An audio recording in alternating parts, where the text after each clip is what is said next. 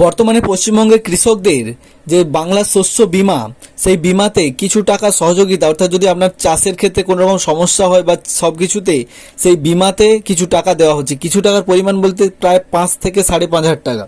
তো এটা তো আপনারা থাম্বনেল থেকে প্রবেশ করেছেন। তো ব্যাপারটা কি আমি একবার বলছি। এই হচ্ছে আমাদের যে বাংলা শস্য বীমা বিএসবি, এটা আমরা সবাই জানি, বা যারা জানে না এরা অনেকে অ্যাপ্লাই করে। সেই টাকাটা অনেকে এখান থেকে টাকা পায় এবং ওই টাকাটা অবশ্যই তার কৃষকদের চাষের জন্য খুবই একটি গুরুত্বপূর্ণ হয়ে ওঠে। এই 5,000 টাকা বা 5,500 টাকা নিতে হলে কিভাবে কি করতে হবে সেইটা জানতে হলে পুরো বিস্তারিত ভিডিওটি দেখতে হবে। এবার হচ্ছে ফর্ম ফিল আপটা করার আগে আমরা ফর্ম ফিল আপটা আগে দেখে নেব, তারপরে ফর্ম ফিল আপটা যে করলাম সেই ফর্ম ফিল আপের যে এই যে ফর্মটা আমরা কোথা থেকে ডাউনলোড করবো সেটাও আমরা দেখাবো। তো প্রথমে আপনাদেরকে দেখতে হবে যে বাংলা শস্য বীমা লেখা রয়েছে, এখানে আপনার বিবরণ দিতে হবে। প্রথমে কৃষকের নাম, অর্থাৎ যার নামে জমিটা রয়েছে তার নাম দিতে হবে কৃষক, তার পিতার নাম বা অভিভাবকের নাম দিতে হবে, বয়স কত, তার স্ত্রী সে লিঙ্গ কি, স্ত্রীলিঙ্গ পুংলিঙ্গ না অন্য কিছু, ভোটার কার্ড ইপিক নাম্বার অবশ্যই তাকে দিতে হবে। এদিকে তারপরে তার জাতি, তপশিল জাতি, তপশিল উপজাতি, ওবিসি যেটা হবে তার মাথায় টিক চিহ্ন দিয়ে দেবে। তারপরে মোবাইল নাম্বারটা দিয়ে দিতে হবে সুন্দরভাবে, আধার নাম্বার অবশ্যই দিতেই হবে।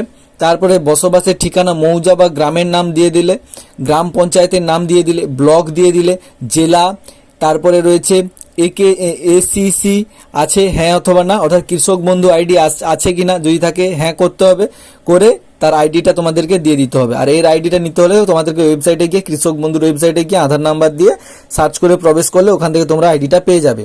এবার দেওয়াটা আবশ্যিক নয়, না দিলেও হবে, দিলেও হবে। এর পরবর্তী বিমার জন্য প্রস্তাবিত ফসল ও জমির বিবরণ আপনাকে এই বাক্সটাতে দিতে হবে। অর্থাৎ ব্লক, আপনার কতগুলো ব্লকে, অনেকগুলি ব্লকে জমিন থাকতে পারে, সেই কারণে যেই ব্লকটা হবে সেই ব্লকের নাম, গ্রাম পঞ্চায়েতের নাম, মৌজা অর্থাৎ জেল নম্বরটা তোমাদের এখানে দিয়ে দিতে হবে, খতিয়ান নাম্বার, দাগ নাম্বার। এবার অনেকের দাগ নাম্বার অনেক হয়, যে যার যত বেশি হবে সেই দাগ নাম্বারগুলো এখানে একটা ছোট ছোট করে লিখে দেবে। তারপরে বিমার প্রস্তাবিত এলাকার একরে তোমাকে লিখে দিতে হবে তোমার জমির পরিমাণটা, নিজস্ব জমি, ভাড়া জমি বা কিভাবে কি চাষে নেওয়া হয় সেটা তোমাকে এখানে দিতে হবে। ফসল রোপণের সম্ভাব্য রোপণের তারিখ, কত তারিখে তুমি ফসল রোপণ করেছিলে সেই সম্পর্কিত এখানে ডাটাগুলো দিয়ে দিতে হবে তোমাকে। আরও যদি তোমার ব্লকে থাকে অন্যান্য ব্লক তুমি এখানে লিখে দিলে। নাহলে এবার নিচের দিকে আসলে তুমি দেখতে পাবে কৃষকের ব্যাংকের বিবরণ, আধার সংযুক্তিকৃত ব্যাংক অ্যাকাউন্ট, অর্থাৎ এখন তো বর্তমানে আধার নাম্বার লিঙ্ক করা আছে, এরকম অ্যাকাউন্ট ছাড়া চলবে না, সেই কারণে তোমাকে এখানে আধার লিঙ্ক করা আছে এরকম একটা ভালো চালু অ্যাকাউন্ট তোমাকে দিতে হবে। এইবার এখানে কৃষকের নাম পাসবইয়ে যেরকম লেখা আছে সেরকম বড় হাতের বা কি আছে সেটা তুমি দেখে ওখান থেকে লিখে দিলে। ব্যাংকের নামটা তোমাকে এখানে লিখতে হবে ছোট্ট করে, ব্রাঞ্চের নাম লিখতে হবে, অ্যাকাউন্ট নাম্বার, আইএফএসসি কোড, অ্যাকাউন্টের ধরন, সেভিং অ্যাকাউন্ট, কারেন্ট অ্যাকাউন্ট কি তোমাকে এখানে লিখে দিতে হবে। লেখার পরে তুমি নিচে এসে এখানে সাক্ষীর সই, একটা সাক্ষী কাউকে একটা সই করাতে পারো বা তুমি নিজে এখানে। তারপরে এদিকে কৃষকের টিপ সই বা সই, যদি তুমি সই না করতে জানো অর্থাৎ টিপ সইও দিতে পারো।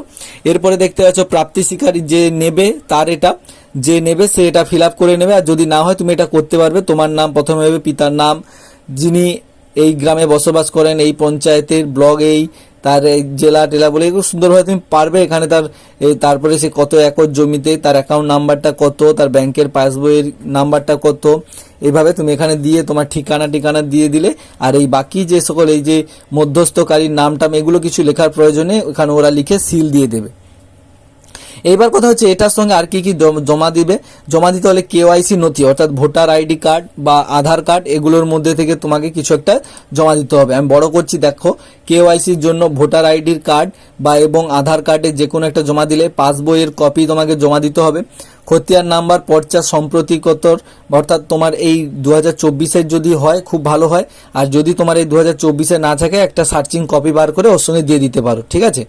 এবার এটা কোথায় জমা দিবে, তোমার জমা দেওয়ার জায়গা হচ্ছে, জমা দিতে গেলে তোমাকে হয়তো তোমার গ্রাম পঞ্চায়েতে বিভিন্ন রকমের ক্যাম্প হবে, সেখানে গিয়ে তুমি জমা দিতে পারো। আর ওখানে যদি ক্যাম্প না হয় তাহলেও তুমি জমা দিতে পারবে, তোমার যে কৃষি দপ্তর আছে তোমার বাড়ির কাছাকাছি তো অবশ্যই থাকে প্রত্যেকটা জায়গারই, সেই কৃষি দপ্তরে গিয়ে তুমি এই ফর্মটা ফিল আপ করে জমা দিয়ে দিবে। এইবার কথা হচ্ছে এই ফর্মটা আমরা ডাউনলোড করব কোথা থেকে। ফর্মটা ডাউনলোড করতে হলে তোমাদেরকে প্রথম এসে সার্চ করতে হবে যে বাংলা শস্য বীমা পোর্টাল লিখে সার্চ করলে তোমাদের সামনে এই পেজটা প্রথমে চলে আসবে। অর্থাৎ আমি একটা করে দেখাচ্ছি, বাংলা শস্য বীমা বলে লিখে সার্চ করলে প্রথমে পেজটা চলে আসবে। আসার পরে তোমরা দেখতে পাচ্ছ বাংলা শস্য বীমা লেখা রয়েছে, এর উপরে দেখা যায়, তারপরে দেখতে পাচ্ছ অ্যাপ্লিকেশন ফর্ম। এইখানটাতে এই যে জায়গাটা দেখতে পাচ্ছ আমি ভালো করে বক্স করে দেখিয়ে দিচ্ছি, এই যে বাংলা শস্য বীমার যে ফর্ম এইখানে যে লেখা রয়েছে তোমাদেরকে ঠিক এই জায়গাটাতে ক্লিক করতে হবে। ঠিক আছে, এই জায়গাটাতে ক্লিক করা মাত্র তোমাদের ফর্মটা ডাউনলোড হয়ে যাবে। ফর্মটা ডাউনলোড হয়ে গেলে তোমরা ইজিলি ফর্মটাকে ওপেন করে পুরোপুরি ফর্মটা ফিল আপ করে প্রিন্ট আউট করে নিতে পারবে, বা তোমার নিয়ারেস্ট যদি কোনো রকমের থাকে সাইবার ক্যাফ থাকে সেখানে গিয়ে তোমরা এটাই করে জমা দিয়ে আসতে পারো। এটাতে কিন্তু খুব বড় একটা অ্যামাউন্ট, যেটা প্রায় 5 থেকে 5,500 টাকা, যেটা তোমার একটা চাষের জন্য খুবই গুরুত্বপূর্ণ হয়ে উঠবে। তো আশা করি সব ইনফরমেশন দিতে পেরেছি। যদি দিতে পারি অবশ্যই একটা লাইক করো, শেয়ার করো, সাবস্ক্রাইব করো বন্ধুদের সঙ্গে। তো চলো দেখা হচ্ছে নতুন আরো একটি ভিডিও নিয়ে। ততক্ষণ ভালো থাকো, সুস্থ থাকো, সতর্ক থাকো।